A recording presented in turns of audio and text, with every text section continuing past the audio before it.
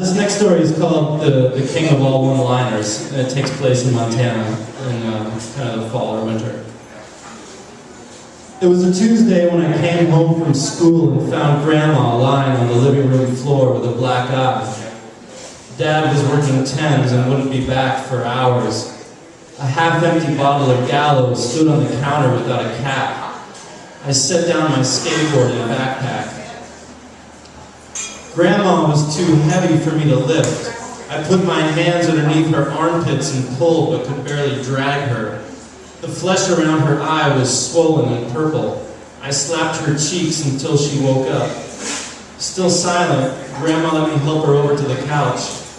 We sat side by side and watched a cable program about UFOs. I pointed out the strings on the fake ones until Dad came home. He stuffed a wadded-up piece of paper towel into the mouth of the wine bottle and put it in the fridge. "Hey there, slugger," he said, looking at Grandma's eye. "I'd hate to see the other guy." Dad was the king of all one-liners. Winter came on strong that week. An inversion trapped cold air inside the valley. Temperatures dropped. Dad's mill sent long clouds of gray up into the layer that covered town. We fired up the natural gas fireplace. By Thursday, I could see my breath as I skated home from school. I opened the front door and found Grandma naked and lying on the floor halfway between the bathroom and the hall. I walked over softly. The grandfather clock ticked the seconds. Her body was like an overcooked roast, the flesh ready to fall off the bone. Tangled webs of blue veins lined all her limbs. Standing there staring, I heard only my slow breaths and the ticks from the clock. Dad wouldn't be home for 2 more hours. My hands gripped tighter around my skateboard. Inside the bedroom, I saw streaks of brown shit across the sheets. The bells of the grandfather clock clanged out the changing of the hour.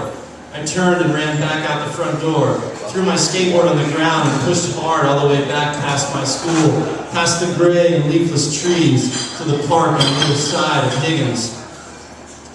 There were no kids out, it was too cold. I skated in circles on the basketball court and practiced a couple of kickflips, just to kill the hours until I knew Dad would be home. A year ago this time, Grandma cooked Thanksgiving dinner for the 3 of us. At the start of the school year, she still packed my lunches. I landed with one hand on the pavement, the deck of my board bouncing upside down a few feet away. In the sky above the mountains, the round white disk of the sun showed itself before setting. When I got back home, Grandma sat on the couch fully clothed and sipping Gallo. Her eye looked worse. Black streaks went down the side of her nose and up her brow. On TV, a man in a Bigfoot costume walked through a meadow, turned and looked straight at the camera. I found Dad in her bedroom, still in his work clothes, wiping up the bigger pieces of feces with paper towels. "I was skating," were the first words out of my mouth. I leaned my shoulder against the door frame but didn't go in. Grandma's old lampshade gave the whole room a yellowish light. When Dad looked up, I turned my eyes down to the carpet. "She did this for both of us, you know," Dad said. I played that sentence through my head a couple times, listening for a punchline. Dad held the poop-stained towels by the corners like they were dead birds and dropped them into a plastic bag. "All that stuff people say about karma," he went on, "it's all just a pile of shit if you ask me." I didn't get it at first, so Dad gestured with his hands toward the actual pile of shit that lay in front of him. "Get it?" he said. "She did this for us? Karma?" Then we both laughed and howled until our faces hurt and our eyes watered at what was not, by a long shot, my father's funniest joke. When I came home Friday, Grandma was gone along with the good car. An empty bottle of Gallo sat on the counter. I left a message for Dad at the mill, then circled the neighborhood on my skateboard. For over an hour, I cruised the sidewalks and up the cul-de-sacs. Puffs of steam came out my mouth as the gray day turned to night. By the time I got back to the house, I sweated hard underneath my coat. When Dad came home, he picked up the empty wine bottle and said, "I guess we're experiencing the wrath of grapes," and threw it in the trash. We climbed into the old pickup and drove in bigger circles. The passing light from the street lamps lit up the wrinkles on my father's face. His long-off started tomorrow. The truck didn't have a radio, so I listened to the old engine rev and the windows rattle in their ancient seals. "Let this be a lesson to you, son," he said. "What's the lesson?" I said. "Don't drink and drive." Dad paused for a second. "You might hit a bump and spill your drink." I've heard that one before. We finally found Grandma halfway down to Lolo. She crossed to the wrong side of the road and crashed into a concrete divider. The good car was totaled. Grandma lay in the driver's seat, leaning against the airbag. Once we got her out, I saw that her other eye was now blackened. The three of us sat silent, side by side, on the bench seat of the pickup. Dad must have noticed me staring at Grandma's bruised face.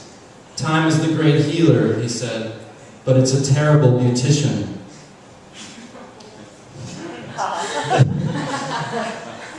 It was a busy weekend. Dad called tow trucks first, then medical people. We spent all day Saturday installing stainless steel railings in Grandma's bedroom and bathroom. A lady, who I guess was a nurse, brought in a wheelchair, a bench that went in the shower, and a bunch of plastic tubs. Grandma sat on the couch during all this, wearing her two dark eyes like a mask. TV showed a black and white photo of the Loch Ness Monster poking its head above water. After the nurse lady left, Dad took Grandma into the bedroom.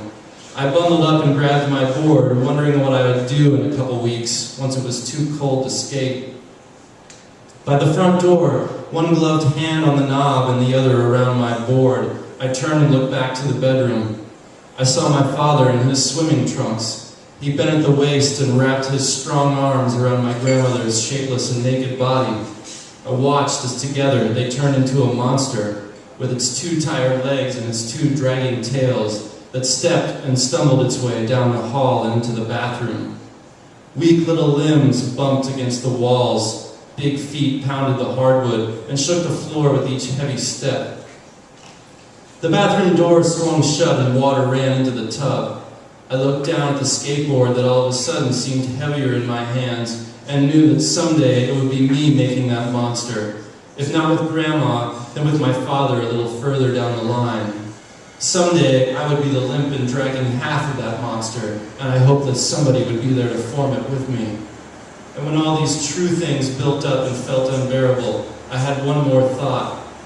The family that plays together stays together, but the family that showers together is stuck together.